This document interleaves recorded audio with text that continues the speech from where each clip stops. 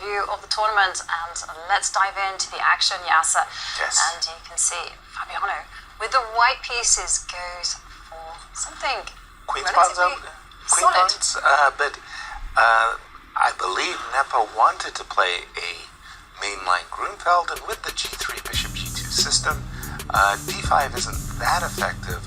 When then, well, it's on the board now, yeah. So this is the moment. You're going to castle, he takes the pawn, so we're going to be looking at some mainline Grunfeld theory here, Yasser. Except with the knight not on the C3 square, and it's just not that convenient for black with that extra knight. So E2, E4 gives the knight the boot, and then D4, D5 boots the other knight. Now this is, you think to yourself, well, this is very strange. You're provoking white full command of the center with E4, D5, and yet that's the whole idea in the Grunfeld, to provoke white center forward so that this bishop is actually on a very nice long diagonal.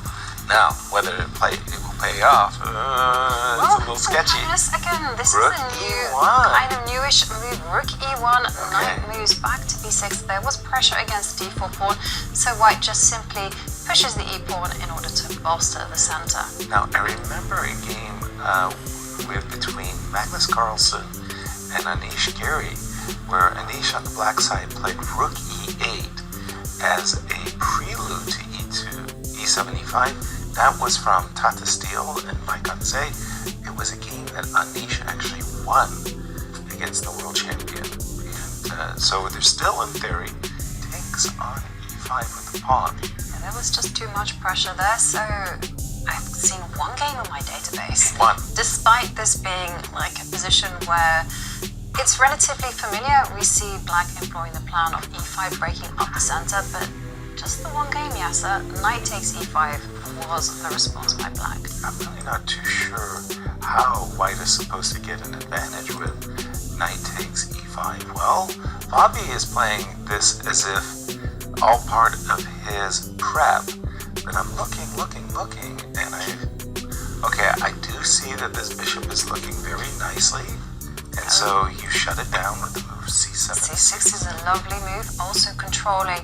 The knight jumps to B5 and D5. And Absolutely.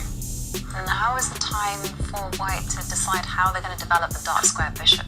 Because this knight that black has on B6 can jump forward to C4. So E4. Here we go. Here we go. So now we're finally putting our majority, I want to say white's majority, is to play F4 and E5. Here, the move bishop G4 I would find attractive, trying to provoke F3, which I think is absolutely what white wants to do anyway. And I want to make sure that this diagonal is closed. The immediate bishop E6, I was going to play bishop G4, F6, and then drop back. And now, how do you develop the dark square bishop? I just developed it. Now, whether I go to H6 or F4, interestingly enough, bishop F4 is not completely crazy, accepting the double pawns, because that pawn on F4 can actually...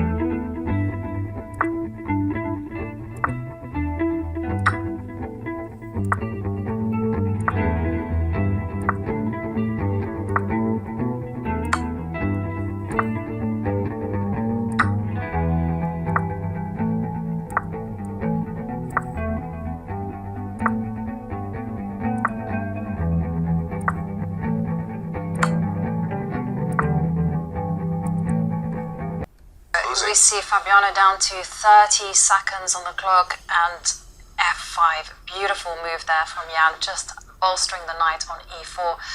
We see Fabi just blockading the pawn on with rook a3, but the bishop on e1 makes such an unpleasant sight. It's completely dominated. It certainly does. Knight d6. What's better than being one pawn up? Being two pawns up. And by the way, with this capture, we now have another beautiful square for the knight. And bishop f2.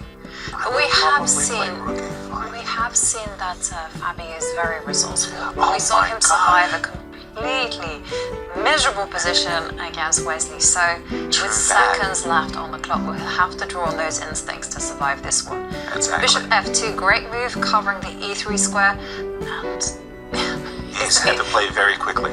Yeah, he has to. He's only got 28 seconds, and he's got a target. C5 pawn on c5, yeah. Exactly. Now the question is, should we be playing a3 and bringing our king up and just getting ready to put our rook on b2, or this move, h5, and bring the king over to the king side? Well, he's gone to the queen side. Now the question is why he needed h5. Probably he wanted to stop f5. King has much to the center. The bishop retreats just 22 seconds for Fabiano. And f5. Ooh, was that mistimed? f5 looks like it could have been very much mistimed. And now also a threat of f4 happening with the knight coming to d3. Exactly so. Bishop a3 is 2 pawns up. Yes. Knight to d3, completely once again dominating the bishop. Right. And now we have 2 pass pawns, the f pawn, which is running, the a pawn, which has run. Bishop to f, what?